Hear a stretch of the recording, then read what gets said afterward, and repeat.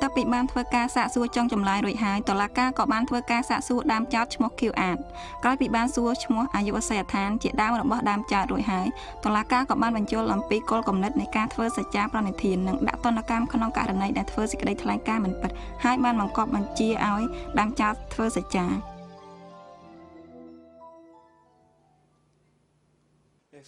ឥឡូវនេះខ្ញុំសូមសួរដើមចោតអំពីរឿងក្តីនិមន្ត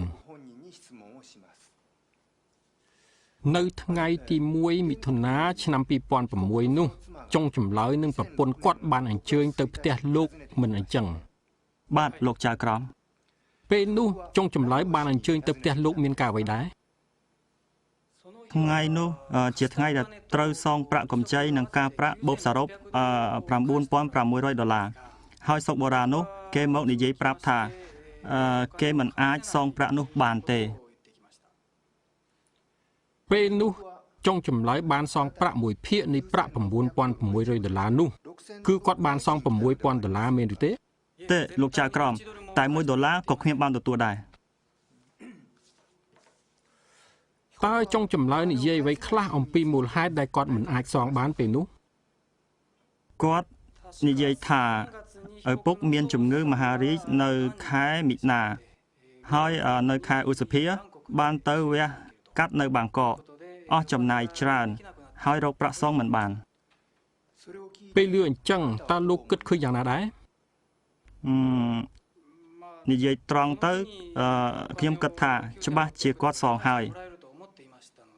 តែដល់គាត់សងមិនសងអញ្ចឹងទៅខ្ញុំក៏ភ្ញាក់ដែរហើយខឹងគាត់យ៉ាងខ្លាំង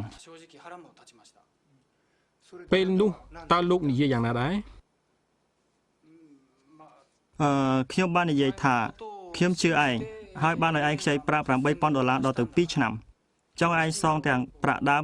$8,000ទាំងការប្រាក់$1,600បូកសរុប$9,600ពេលនោះតើចុងចម្លើយគឺឆ្លើយយ៉ាងណាដែរពេលនោះគាត់ឆ្លើយថាសូមចាំបន្តិចខ្ញុំនឹងបានប្រាក់មួយចំនួនធំគាត់នឹងសងពេលនោះតើចុងចម្លើយបាននិយាយថាពេលណាទើបគាត់អាចរកប្រាក់មកសងវិញបានទេគាត់មិនបាននិយាយថាពេលណាទើបគាត់អាចសងបានទេដូច្នេះហើយខ្ញុំបានគិតឃើញថាគាត់ច្បាស់ជាគ្មានអ្វីជាទីរំពឹងនឹងរកបានទេពេលនោះតើស្ថានភាពរបស់ចុងចម្លើយយ៉ាងណាដែរពេលនោះគាត់និយាយហើយនិយាយទៀតថាសុំទោសឬក៏យើងជាមិត្តភក្តិនឹងគ្នាសូមចាំមួយរយៈពេលពេលនោះតើប្រពន្ធចុងចម្លើយបាននិយាយអ្វីខ្លះដែរគាត់អោងក្បាលសុំទោសបណ្ដានិយាយបណ្ដាថាសុំទោសសូមចាំមួយរយៈពេលសិនតើលោកយល់ឃើញយ៉ាងណាដែរពេលដែលឃើញនឹងឮចុងចម្លើយឬប្រពន្ធគាត់និយាយដូចនេះខ្ញុំមានចិត្តអាណិតគាត់បន្តិចដែរតើលោកមានអារម្មណ៍អាណិតអាសូរគាត់ហើយមានចិត្តចង់លើកលែងបំណុលឲ្យគាត់ដែរឬទេទេមិនដែលមានចិត្តអញ្ចឹងតើសោះតើលោកមានចិត្តពន្យាពេលសងដែរឬទេខ្ញុំមានចិត្តអញ្ចឹងខ្លះដែរពេលនោះតើលោកបានគាត់ថាលោកពន្យាពេលសងដែរឬទេទេខ្ញុំមិនបាននិយាយពន្យាទេតើហេតុអ្វីបានជាមិននិយាយពេលនោះខ្ញុំកំពុងតែគិតតើត្រូវធ្វើយ៉ាងដូចម្ដេចដែរស្រាប់តែសុកបូរ៉ាបាននិយាយថាសូមខ្ចីប្រាក់ថែមទៀតដល់លឺអញ្ចឹងទៅខ្ញុំក៏លេងនិយាយអំពីការពជានោះទៅពេលនោះតើចុងចម្លើយបាននិយាយសូមខ្ចីបន្ថែមទៀតប៉ុណ្ណាដែរ$4,000ថែមទៀតតើគាត់បានពន្យល់អំពីមូលហេតុដែលគាត់ចង់ខ្ចី$4,000នោះដែរឬទេគាត់និយាយថាត្រូវការចំណាយព្យាបាលជំងឺឪពុកដូច្នេះសូមខ្ចីថែមទៀតពេលគាត់និយាយដូច្នេះតើលោកឆ្លើយយ៉ាងណាដែរខ្ញុំបានឆ្លើយថាអ្នកឯងមិនសងខ្ញុំផងខ្ញុំមិនឲ្យខ្ចីថែមទៀតទេឥឡូវនេះត្រូវសង$9,600មុនសិនហើយបើចង់ខ្ចី$4,000ថែមទៀតចាំគិតក្រោយចុងចម្លើយនិយាយយ៉ាងណាដែរគេឆ្លើយថាដឹងហើយចាំយើងគិតហើយគាត់ក៏ចេញទៅយ៉ាងប្រញាប់ ខ្ញុំសូមបញ្ជាក់ម្ដងទៀតចុងចម្លើយមិនបានសង$6,000ហើយលោកក៏មិនបានលើកលែង$3,600ដែរមិនអញ្ចឹង ត្រឹមត្រូវហើយលោកចៅក្រម បន្ទាប់ពីចុងចម្លើយបានត្រឡប់ទៅផ្ទះគាត់វិញនៅថ្ងៃទី1មិថុនានោះតើលោកបានដាស់តឿនឲ្យគាត់សងដែរឬទេ បាទបានដាស់តឿនខ្ញុំបានទៅដល់ផ្ទះចុងចម្លើយផ្ទាល់តែម្ដងហើយដាស់តឿនឲ្យគាត់សងបំណុលនោះ តើពេលណាទៅ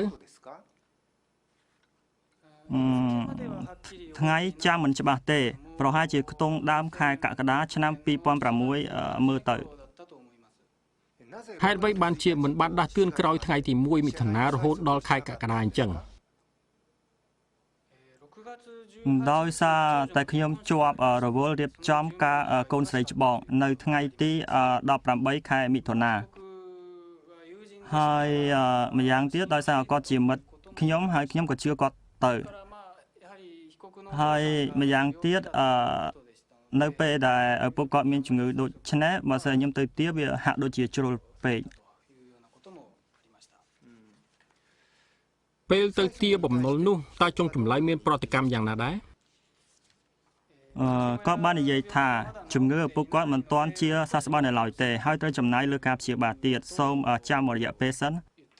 ហើយគាត់មិនបានសងខ្ញុំទេ ពីខែកក្កដាមកតើលោកបានដាស់តឿនឲ្យចុងចម្លើយសងបំណុលប្រមាណដងដែរ ខ្ញុំចាំមិនសូវច្បាស់ទេតែប្រហែលជាមួយអាទិត្យម្ដង តើលោកបានដាស់តឿនដល់ពេលណាដែរ នៅខែធ្នូខ្ញុំបានទៅពិគ្រោះនឹងមេធាវីរីឯការដាស់តឿននោះខ្ញុំក៏បានធ្វើរហូតដល់ពេលទៅពិគ្រោះនោះ ខ្ញុំសូមបញ្ចប់ការសាកសួររបស់ខ្ញុំត្រឹមនេះហើយសូមលោកតំណាងខាងតាមចោតសូមអញ្ជើញសួរបន្ត បាទលោកចៅក្រមដូច្នេះក្នុងនាមជាតំណាងដើមចោតខ្ញុំសូមសួរដូចតទៅសូមលោកឆ្លើយឲ្យបានច្បាស់លាស់ខ្លាំងដើម្បីឲ្យលោកចៅក្រមបានឮផង បាទ នៅថ្ងៃទី1មិថុនានោះតើលោកមានក្រដាស់សម្រាប់សរសេរវិក័យប័ត្រឬទេ បាទមាន ហេតុអ្វីបានជាលោកមានក្រដាស់នោះដូច្នេះ នៅផ្ទះខ្ញុំបានបើកហាងលក់ខោអាវជាមួយគ្នាដូច្នេះខ្ញុំមានក្រដាស់ត្រៀមសម្រាប់សរសេរវិក័យប័ត្របើសិនជាសុកបូរ៉ាគាត់សងប្រាក់ខ្ញុំមែនខ្ញុំច្បាស់ជាយកក្រដាស់នោះសរសេរវិក័យប័ត្រឲ្យគាត់ហើយ ពីមុនរវាងលោកនិងចុងចម្លើយតើធ្លាប់បានឲ្យគាត់ខ្ចីប្រាក់ឬធ្លាប់ខ្ចីប្រាក់ពីគាត់ដែរឬទេ បាទធ្លាប់ពេលមុនខ្ញុំខ្វះប្រាក់ដើម្បីរៀបអាពាហ៍ពិពាហ៍តាមខ្ញុំចាំខ្ញុំបានខ្ចីពីសុកបូរ៉ាចំនួន$1,000 ពេលនោះលោកបានសងគេមិនអញ្ចឹងឬ បាទ ពេលដែលលោកសងប្រាក់នោះឲ្យគេវិញតើលោកបានទទួលវិក័យប័ត្រដែរឬទេ បាទពេលនោះខ្ញុំបានសូមឲ្យសុកបូរ៉ាចេញវិក័យប័ត្រឲ្យខ្ញុំ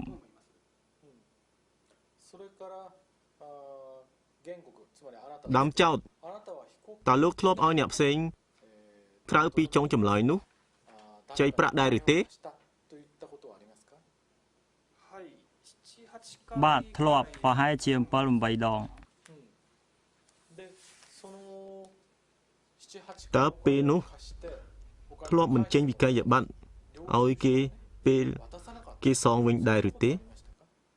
អត់ដែរទេ រហូតដល់ពេលថ្មីនេះតើគោលបំណុលរបស់លោកធ្លាប់សងតែមួយភាគដែរឬទេឬមួយក៏គេធ្លាប់សងមិនដាក់ដែរឬទេ បាទដែរ ពេលនោះបានទទួលតែមួយភាគតើលោកបានចេញវិក័យប័ត្រដោយបញ្ជាក់នៅទឹកប្រាក់មួយភាគនោះដែរឬទេ បាទខ្ញុំចេញវិក័យប័ត្រអញ្ចឹងរាល់ពេល ហេតុអ្វីបានជាពេលទទួលតែមួយភាគក៏លោកចេញវិក័យប័ត្រដូច្នេះ គំនិតរបស់ខ្ញុំគឺវិក័យប័ត្រជាឯកសារសម្រាប់បញ្ជាក់ថាបានទទួលប្រាក់ប៉ុន្មានឲ្យច្បាស់លាស់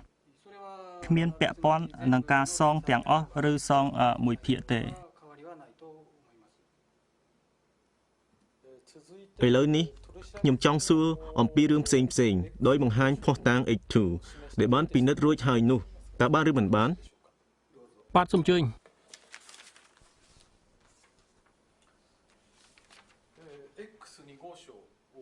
នេះជារបាយការណ៍គណនេយ្យធនាគារកម្ពុជារបស់លោកបើសិនជាមើលតាមរបាយការណ៍នេះឃើញថានៅថ្ងៃទី15មិថុនាឆ្នាំ2006លោកបានដក$10,000ចេញពីធនាគាររបស់លោកតើមែនឬមិនមែន បាទ តើលោកដកធ្វើអ្វីដែរ លុយ$10,000ដែលខ្ញុំបានដកហ្នឹងគឺថា$5,000សម្រាប់រៀបអាពាហ៍ពិពាហ៍ឲ្យកូនស្រីច្បងហើយនៅសល់$5,000ទៀតគឺសម្រាប់ទិញរថយន្ត Toyota Camry ចាស់មួយគ្រឿង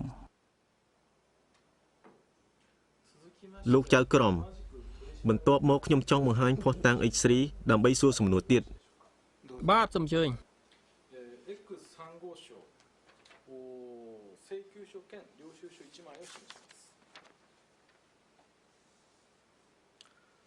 នេះគឺជាភស្តុតាង H3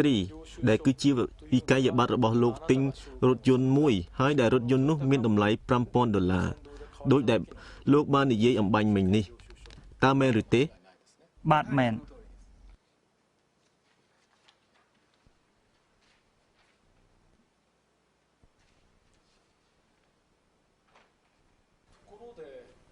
ពីខែកក្កដាមកលោកបានដាស់តឿនចុងចម្លើយថាសង$9,600មកតើមែនឬទេ មិនមែនទេខ្ញុំគ្រាន់តែនិយាយថាសងប្រាក់ខ្ញុំមកតែប៉ុណ្ណោះមិនបាននិយាយទឹកប្រាក់ទេក៏ប៉ុន្តែជាធម្មតាទេនេះមានន័យថាសង$9,600មក ពាក្យថាប្រាក់នេះមានន័យថាសង$9,600មែនទេ បាទ សូមអរគុណលោកចៅក្រមខ្ញុំតំណាងដើមចោតសូមបញ្ចប់សំណួរត្រឹមនេះ បាទបន្ទាប់មកសូមអញ្ជើញលោកតំណាងចុងចម្លើយឡើងសួរ បាទសូមអរគុណលោកចៅក្រមបន្ទាប់មកខ្ញុំតំណាងចុងចម្លើយសូមសួរនៅថ្ងៃទី1មិថុនាលោកគិតឃើញថាចុងចម្លើយនឹងសងប្រាក់$9,600តើមែនទេ បាទអញ្ចឹងហើយ លោកបានរៀបអាពាហ៍ពិពាហ៍កូនស្រីច្បងរបស់លោកដោយរំពឹងទៅលើប្រាក់$9,600ដែលគេនឹងសងនោះមិនថាអញ្ចឹងឯលោក បាទប្រហែលជាអញ្ចឹងក៏មិនដឹង តើអាពាហ៍ពិពាហ៍របស់កូនលោកចំណាយអស់ប្រាក់ប្រមាណដែរ ចំណាយសរុបខ្ញុំមិនចាំច្បាស់ដែរតែខ្ញុំបានចេញ$5,000 តាមពិតលោកចាយអស់ច្រើនជាងនឹងមែនទេ ចំណងដៃក៏យកមកចាយសម្រាប់អាពាហ៍ពិពាហ៍នោះដែរដូច្នេះសរុបអស់ប្រមាណខ្ញុំដូចជាមិនសូវដឹងច្បាស់ដែរ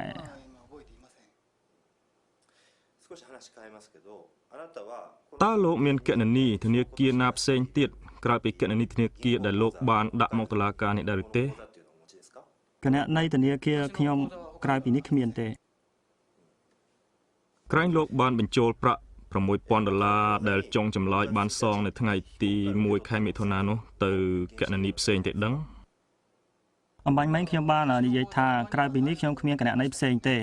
ខ្ញុំមិនបានទទួល$6,000នោះតតែសោះ ឥឡូវខ្ញុំសូមសួរសំណួរផ្សេងវិញលោកបានទិញរថយន្តតម្លៃ$5,000ឲ្យកូនប្រុសច្បងរបស់លោកមិនអញ្ចឹងហ៎បាទ បាទមែន តើលោកបានគិតថាទិញរថយន្តនោះនៅពេលណាដែរ ខ្ញុំចាំមិនច្បាស់ដែរក្រៅពីពេលបានកំណត់ថ្ងៃខែរៀបអាពាហ៍ពិពាហ៍កូនស្រីខ្ញុំដូច្នេះប្រហែលជាខែកុម្ភៈឆ្នាំ2006 ដូច្នេះលោកបានរំពឹងថាលោកនឹងបានទទួល$9,600នៅថ្ងៃទី1មិថុនាដើម្បីទិញរថយន្តនោះមិនថាអញ្ចឹងឯលោក បាទ តាមសម្ដីអំបញ្ញមិញលោកនិយាយថាលោកគ្មានគណនីធនាគារផ្សេងក្រៅពីនេះទេហើយលោកបានដក$10,000នៅសល់តែ$5,500ប៉ុណ្ណោះហើយនេះគឺជាទ្រព្យសម្បត្តិទាំងអស់របស់លោកមែនទេ អញ្ចឹងហើយ ត តើលោកមានចំណូលមួយខែប្រហែលប្រមាណដែរ ទៅតាមខែដែរគឺថាវាទៅតាមចំណូលហាងខ្ញុំដែលលក់បានប៉ុន្តែបើសិនគិតជាមធ្យមទៅប្រហែលជា$1000 ក្នុងស្ថានភាពដូចនេះហេតុអ្វីបានជាលោកមិនពន្យាពេលទិញរថយន្តនៅខែមិថុនានោះ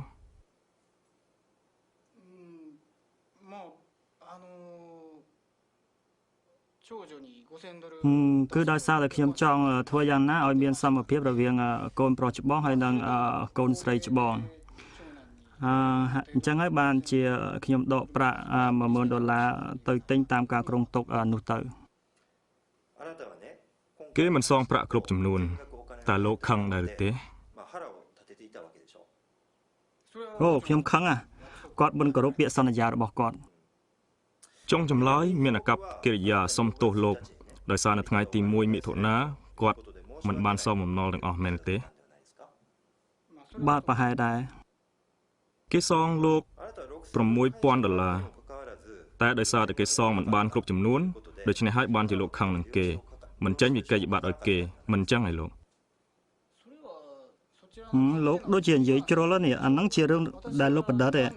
ខ្ញុំបាននិយាយប្រហែលដងហើយថាខ្ញុំមិនដែលបានទទួលប្រាក់$6,000នោះទេ លោកឆ្លៀតឱកាសដែលចុងចម្លើយមានចិត្តភ័យខ្លាចដោយសារគេមិនបានសងគ្រប់ចំនួនមែនទេ ទេមិនមែនជាដាច់ខាត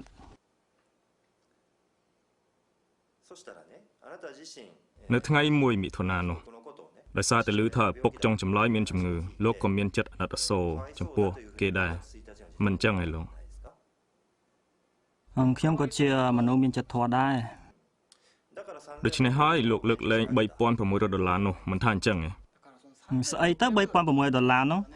ខ្ញុំបាននិយាយហើយនិយាយទៀតថាខ្ញុំអត់បានទទួល$6,000ទេសូមកុំសួរភ្លីភ្លើអញ្ចឹង លោកតំណាងចុងចម្លើយសូមឈប់សួរសំណួរហ្នឹងទៅបើមានសំណួរក្រៅពីនេះសូមអញ្ជើញបន្ត បាទលោកចក្រមខ្ញុំយល់ហើយខ្ញុំសូមចប់សំណួរតាមនេះ លោកតំណាងដើមចោតតើលោកមានសំណួរបន្ថែមទេ បាទខ្ញុំអត់មានសំណួរអីទៀតទេ បើអត់ទេខ្ញុំសូមបញ្ចប់ការសាកសួរសម្រាប់ខ្លួនដើមចោតសូមអរគុណដើមចោត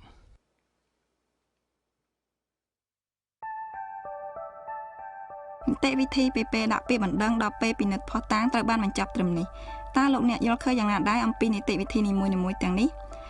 ក្រោយពីបានធ្វើការពិនិត្យភស្តុតាងដោយសមូហវិធីរួចមកមុនពេលបញ្ចប់ការបរិច្ឆេទនៃការទាញហេតុផលនៃផ្ទាល់មាត់លើកទី1ចៅក្រមបានសាកត្បូងធ្វើការសម្របសម្រួលទៀតក៏ប៉ុន្តែភាគីទាំងសងខាងមិនត្រូវរែកគ្នាទេហើយភាគីទាំងសងខាងចង់បានការសម្រេចពីតុលាការ